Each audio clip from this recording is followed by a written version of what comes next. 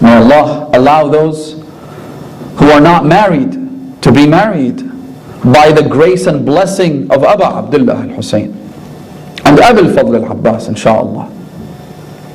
Those who are looking for a spouse especially, there's no reason to delay it, brothers and sisters. There's no reason to be too picky. There's no reason to have too many preconditions. Follow the sunnah of Rasulullah. Follow the tradition of the imams of the Ahlul Bayt. Deen, akhlaq, 2 boxes to tick, nothing else. Don't look for things that only cause misery. Let me mention this hadith since we're on the subject. The Imam says that if a person marries a woman, and I guess it applies on both genders, not just women. The Imam says if a man marries a woman for her beauty, ra'a fiha ma yakrah, he will surely see something about her that is hideous.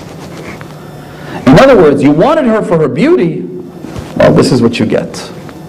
Whether it's bad akhlaq, or whether it's a terrible trait, or some kind of characteristic, something will happen to make him regret making this decision, or her.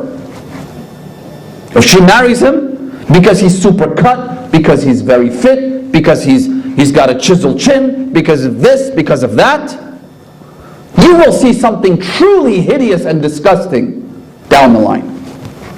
وَإِذَا تَزَوَّجْ, and if he marries her or she marries him for her wealth or because of the family or because they come from a prominent tribe or because of any of these things, any of these social constructs, right?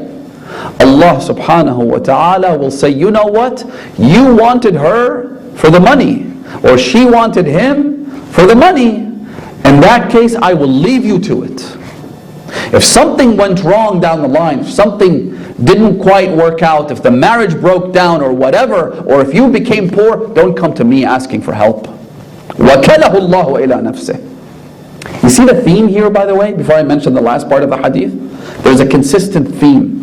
The theme is, if you try to satisfy your desires on your own terms, Allah subhanahu wa ta'ala will say, I will leave you to yourself. Don't come to me then. But if you have trust in God, if you leave it to Allah subhanahu wa ta'ala, that's a whole other situation. Which brings us to the third portion of the hadith. The Imam says, and if a man marries a woman, and I guess we can also say, if a woman marries a man, for their religion, Allah shall grant them both beauty and wealth. Meaning Allah subhanahu wa ta'ala will satisfy you. He will look after you. Because you put your trust in Him, He won't abandon you. He won't disappoint you. You said, Ya Allah, I don't really know much about this person. He's come knocking on our door, he's proposing. I don't really know much about him. How much money he makes? Not much. Maybe he's even out of a job. Maybe he just got fired. Maybe he's studying at university. It's too early for him to get a job. He doesn't have any job prospects at this point in time. What's going to happen in 4 years? That's what every parent asks, right? That's what every young bachelorette asks. What's going to happen? 4 years time, 5 years time? Are we not going to have a good living? Are we not going to have a good income? That's where you're supposed to put your trust in Allah. That is one of those areas where you say, Ya Allah, I don't know. I have accepted him because of his akhlaq and his religion. I don't care about anything else. The rest I'll leave to you. The rest I'll leave to you. You think you can plan your life better than God can? Wallahi, there are so many surprises that will come your way. Na'udhu billah. If you choose to take things into your own hands.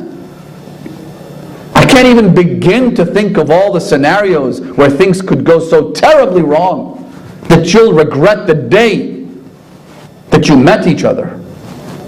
Leave it to Allah subhanahu wa ta'ala and see how He won't disappoint you. See how He will look after you.